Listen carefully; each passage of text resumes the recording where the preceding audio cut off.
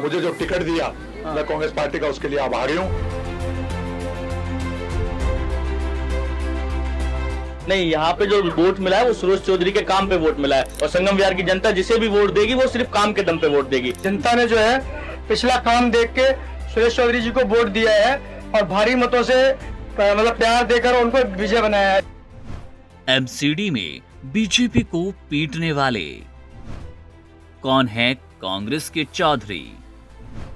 जाने सुरेश चौधरी का पूरा इतिहास भूगोल। सुरेश चौधरी ये नाम तब सुर्खियों में आया जब दिल्ली के एमसीडी उपचुनाव में इस कांग्रेसी नेता ने संगम विहार ए वार्ड 163 से जीत दर्ज कर भाजपा के उस वार्ड में सेंध लगा दी, उस कब्जे को तोड़ दिया जो भाजपा की सीट मानी जाती थी। भाजपा इस वार्ड में पहले विजय थी, लेकिन सुरेश चौधरी की जीत ने साफ कर दिया कि वे केवल पार्टी नाम ही नहीं बल्कि स्थानीय जनता की असली परेशानियों और उनकी भावनाओं को प्राथमिकता पर रखते हैं। उपचुनाव में जीत के बाद वो क्या कुछ बोले, पहले आपको सुनाते हैं, फिर बताएंगे कौन है कांग्रेस के चौधरी। जरा सुनिए। और जीत बहुत बड़ी जीत है, ये संगम विहार की जीत है, यहाँ के लोगों की जीत है संगम विहार की। मैं ये देख रहा हूँ कि जिस तरीके से दिल्ली में, हालांकि ये 12 सीटों पे था तो हम नहीं कह सकते, लेकिन क्या आप पहले भी चूंकि रह चुके पार्षद, तो ये जीत आपकी उस काम की जीत है या फिर ये कांग्रेस का उदय भी मान लो? ये यहाँ के लोगों की जीत है, यहाँ के काम की जीत है। और कांग्रेस पार्टी में साहब हूँ, मैं कांग्रेस पार्टी में हूँ और कांग्रेस पार्टी में रहूंगा। जो मुझे कांग्रेस पार्टी ने मान सम्मान दिया, मुझे जो टिकट दिया, मैं कांग्रेस पार्टी का उसके लिए आभारी हूँ। और मेरे जो यहाँ ये परिवार के लोग खड़े हैं, सब लोग यहाँ F3 ब्लॉक हो, G ब्लॉक हो, K ब्लॉक हो, L ब्लॉक हो, चर्च कॉलोनी हो, हरिजन बस्ती हो, सनी बाजार हो, M1 M2 हो, सबका भरपूर सहयोग मिला है। मुझे किसी भी राउंड में इन्होंने पीछे तकने के मौका नहीं दिया।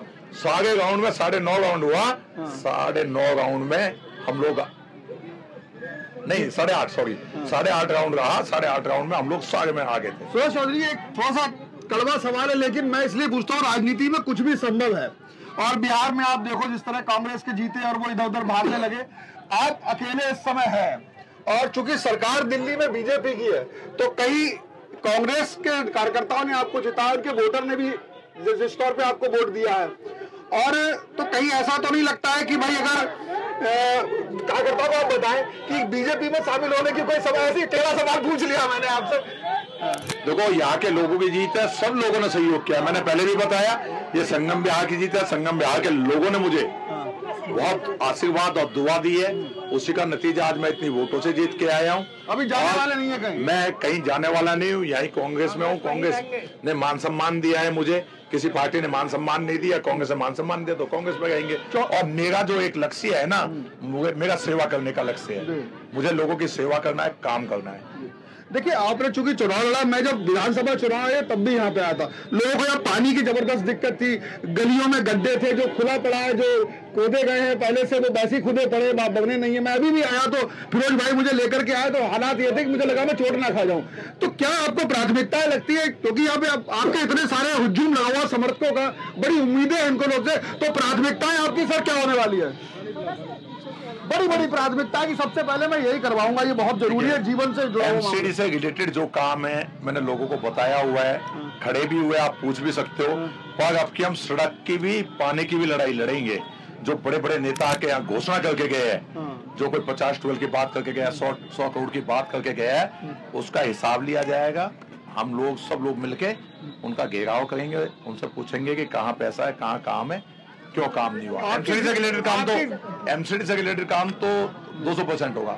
आपकी जीत इसलिए भी बहुत मायने रखती है क्योंकि यहाँ से बीजेपी के पार्षद थे और विधायक आपके हैं, उसके बीच में से सीट निकाल लेना, कहाँ से आपने कौन सी राजनीति, कौन सी रणनीति लड़ी, क्या करा मामला। मैं अगर नोएडा से आया हूँ तो ये देख के आया हूँ कि भाई ये तो कमाल ही कर दिया आपने। मेरी कोई राजनीति नहीं थी, मेरी कोई रणनीति नहीं थी। मैंने पहले भी बताया, सब प्रेस में बता रहा हूँ, ये संगम विहार मेरा परिवार है, मैं इसका सदस्य हूँ। ये संगम विहार की जनता की ताकत, ये संगम विहार की जनता की ताकत है। सुरेश चौधरी जी से अपने परिवार की तरह रहते हैं, तो उन्होंने इतना मान सम्मान किया है कि उन्होंने ताकत दिखा दी अपनी। आपका सुनना नीरज चौधरी। ये वाइफ है हमारी, मैडम हमारी। बहुत सही मौके पे आके उन्होंने सख्ती से जवाब दिया। मोहब्बत में जिताया। अच्छा, चले बढ़िया। मुझे लगा आपका भी चुनाव में बड़ी भूमिका रही है, समझ में आया। मुझे भी बहुत अच्छा लगा।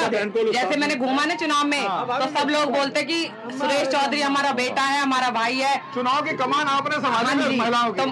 वो जो ताकत मेरे सामने रखी थी ना, वो उन्होंने पालन किया है, जिसका रिजल्ट आप लोग सब देख ही रहे हो। चलिए, बहुत बहुत बधाई आपको। आपको बता दें कि कांग्रेस के ये चौधरी मैदान में थे बड़ी रैलियां या दिखावे के बल पर नहीं, सीधे लोगों से मिले, गलियों में गए, स्थानीय मुद्दों को सुना और जनता की जरूरतों पर काम करने का भरोसा जताया। उसकी ये रणनीति काम आई। आम दिक्कतों के समाधान का वादा, भरोसे का एहसास और इलाके के लोगों की नाराजगी ने मिलकर भाजपा के प्रभुत्व को चुनौती दी। इस तरह से सुरेश चौधरी केवल एक प्रत्याशी नहीं बल्कि संगम विहार के लिए बदलाव का प्रतीक बन गए। एक ऐसे नेता जो बड़े बड़े नारों या वादों की बजाय रोजमर्रा की जिंदगी की साफ योजना और भरोसे को औकात मान रहे हैं। सुरेश चौधरी एक जमीन से जुड़े नेता हैं जिनकी पहचान संगम विहार में लोगों के बीच सीधे संवाद और मोहल्लों की असली समस्याओं को समझने की शैली से बनती है। हाल ही में हुए उपचुनाव में उनकी जीत ने अचानक उन्हें सुर्खियों में ला दिया। इस चुनाव में उनका फोकस लोगों की रोजमर्रा की जरूरतें, पानी, सफाई, सड़क, स्ट्रीट लाइट और अनियमित सेवा वितरण पर रहा, जो कि जाहिर तौर पर एक निगम पार्षद की बड़ी जिम्मेदारी के रूप में देखा जाता है। चुनाव के दिनों में वे लगातार गलियों में दिखे, बिना बड़े मंचों और शोर शराबे के, सिर्फ सुनने और समाधान ढूंढने के अंदाज में। उनकी जीत को एक सामान्य चुनावी घटना नहीं बल्कि उस नाराजगी का परिणाम माना गया जो लोगों ने लंबे वक्त से भाजपा के प्रति महसूस की। वे खुद इस नतीजे को जनता का फैसला बताते हैं और कहते हैं कि ये जीत किसी पार्टी से ज्यादा क्षेत्र के लोगों का विश्वास है। चुनाव के बाद उनका लहजा शांत रहा, सीधा रहा, सेवा केंद्रित रहा। वो ये भी कहते हैं कि बड़े नेताओं की रैलियां चाहे जितनी हों, आखिरी फैसला जनता करती है, जो रोजाना समस्याओं का सामना करती है। सुरेश चौधरी अब सिर्फ एक पार्षद नहीं बल्कि संगम विहार में एक उम्मीद की किरण है, जो एक ऐसे प्रतिनिधि के रूप में है जो दिखावे से ज्यादा काम को प्राथमिकता देता है।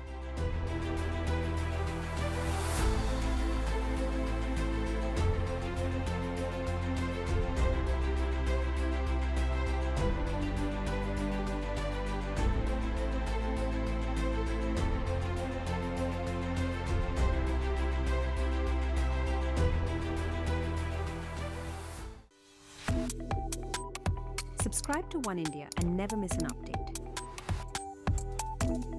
Download the One India app now.